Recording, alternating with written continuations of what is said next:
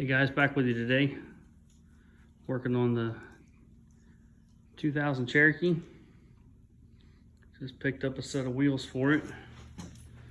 We did have these Mustang wheels on there for temporary while I was looking for something. I had a friend that had these for sale. They're 16 by 8.5. It's got Patagonia ATs on it. I'll probably end up having these things powder coated silver. I'm not real big on black, especially on a dark colored vehicle. Well, I'm not big on black, period. But anyways, today we got it in the shop and we are going to be putting on Boostwerks Engineering transfer case shift linkage. Anyone that's ever lifted a Cherokee knows that this four-wheel drive shift linkage doesn't work that great. So this is what you get. You get the adjuster here. You get the shift arm, a washer, and a bolt. And it comes with pretty detailed instructions. So we're going to get started trying to get this thing put on. And hopefully that will cure the ailments of the factory XJ Cherokee shift linkage for the four-wheel drive transfer case. While I'm under here, I thought I'd show you the slip yoke eliminator that we used. We got the kit from Advanced Adapters. And I found this drive shaft, which is a slip yoke shaft. Of course, it's fixed on both ends, but it's got the double cardian joint right there, which I believe this would have been a front drive shaft. Not sure. I found it when I bought this Jeep. It had no axles in it, had no suspension. Motor transmission was junk. So we've been piecing it together. We're back on the project now. So I'll just give you a quick overview of the transfer case there. And the lift kit, you can see the cobbled up mess of the shocks up there, because of course the studs broke out, but we got a fix for that. Of course, you can see where I had to splice in the connector for the fuel pump because it was ripped off. So we got a fix for those broken mounts up there, which I'll do a video on those later. So anyways, the leaf spring pack is what they call the bastard spring pack. I actually used C10 leaf springs, replaced every other one. And back there, I have an extended shackle, a lift shackle. And I can't remember who that's from, but I got it from the local Jeep shop. There you can see my braided line.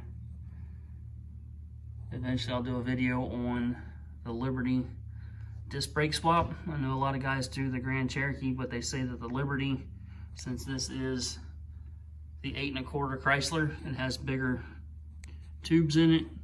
So if you use the ZJ Grand Cherokee disc brakes, they won't clear, and you have to clearance out the axle bracket. So they say the Liberty that comes with an 8 1/4 actually clears. So we'll make a video on that. Right now there's no brakes on here whatsoever.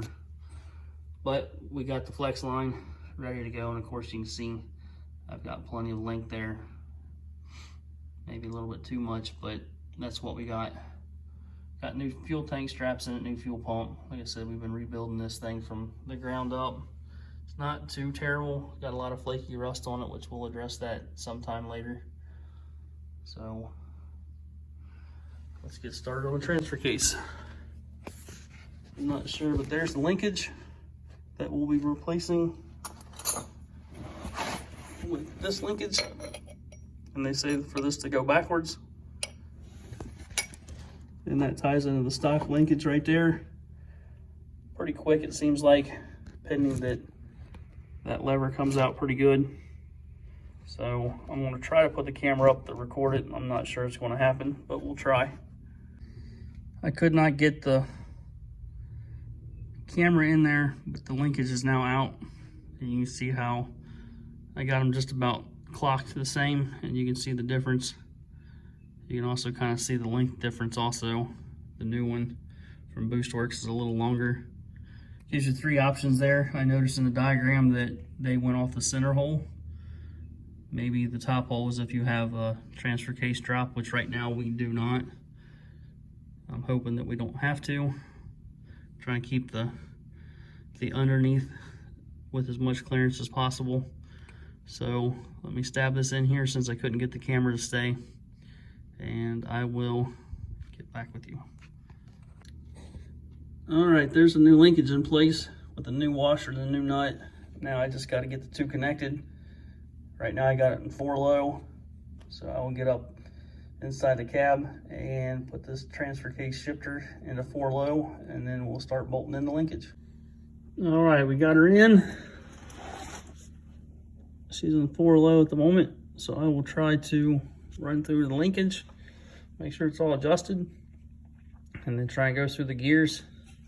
The nice thing about Boostwerks here is this is left and right-handed thread, so you can adjust it on the vehicle. You don't have to pull off one end or the other. You can adjust it right where it's at, tighten down the jam nuts, then be done with it. So we'll run through and see what happens. I did go in the middle hole just to see if that will be ideal for me, because that's what they showed in the photo.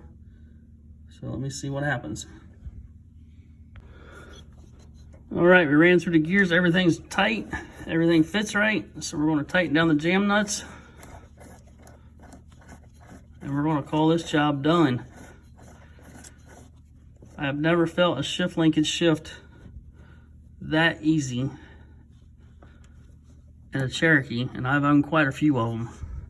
So if you're looking for a linkage kit, I know there's some cable ones on the market, but I tell you what, this Boostwerks kit is top notch.